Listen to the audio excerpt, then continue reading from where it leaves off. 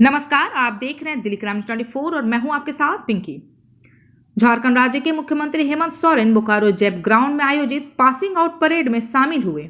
आज 574 जवान passing out होकर राज्य की सेवा में योगदान देंगे। मुख्यमंत्री का भव्य स्वागत किया गया। मुख्यमंत्री चोपर से बोकारो के जैप 4 ग्राउंड पहुंचे और कार्यक्रम में शामिल हुए। कार्यक्रम में DGP Neeraj Sinha, IG operation Priya Dubey, DIG Koyanchal Mayur Patel, Bokaro SP व उपायुक्त भी मौजूद रहे, जहां से ट्रेनिंग ले चुके जवानों ने सलामी दी।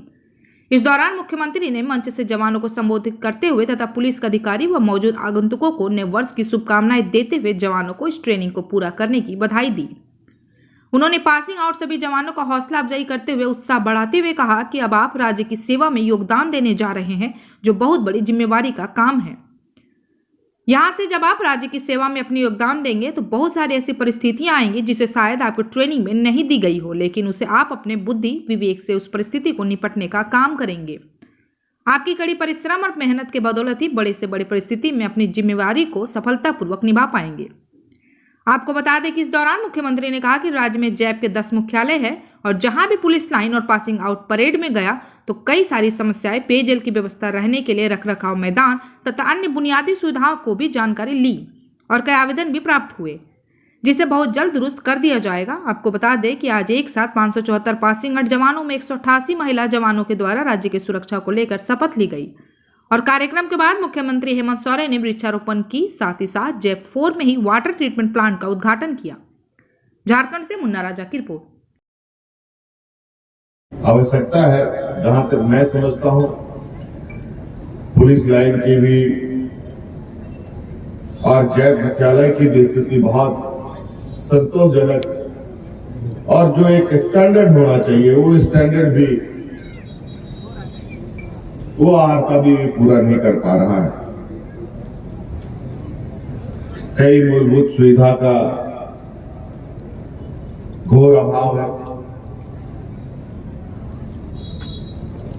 और निश्चित रूप से जैसे जैसे मेरे नजरों में कोई चीजें आती है, मैं प्रयास करता हूं कि वो चीजें जिस चीज के लिए बनाई गई है उसको बेहतर तरीके से रखा जाए, बेहतर सुविधाओं के साथ लैस किया जाए। जो जवान हैं, जो कर्मचारी हैं, उनको भी उनके अधिकार के अनुरूप उनकी जो मांगे हैं वो पूरी हो, ताकि आप अपने कार्यों में अपने अधिकार को कभी सामने ना आने दें।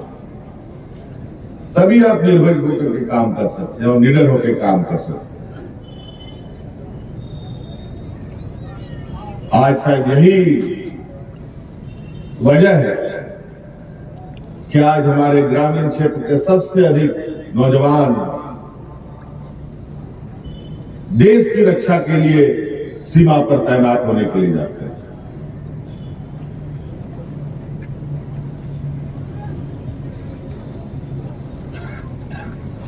और बहुत ईमानदारी के साथ किसी भी जंग को अंजाम देने के लिए तत्पर रहते हैं, तैयार रहते हैं। मैं आपको स्पष्ट कर देना चाहता हूं कि इन सभी जो आपकी समस्या है, पूरे राज्य के जो जैप ग्राउंडों की, पुलिस लाइनों की और जो इनके मुख्यालय हैं, इन सब का व्यापक जीर्णोद्धार का मैं आपको आश्वस्त करता हूं कि अगले 2 साल के अंदर इन सभी का पूरे राज्य में जो हमारे ऐसे ट्रेनिंग कैंप्स हैं, परिसर हैं, इनका जीर्णोद्धार, चाहे वो बैरक हो, पीने की व्यवस्था हो, यहां तक मैं कुछ और भी इसके अलावा सोचा। अब इस राज्य में पुलिस विभाग की अपनी स्वास्थ्य सेवा भी कैसे बहाल हो, इस विषय पर भी मैं काम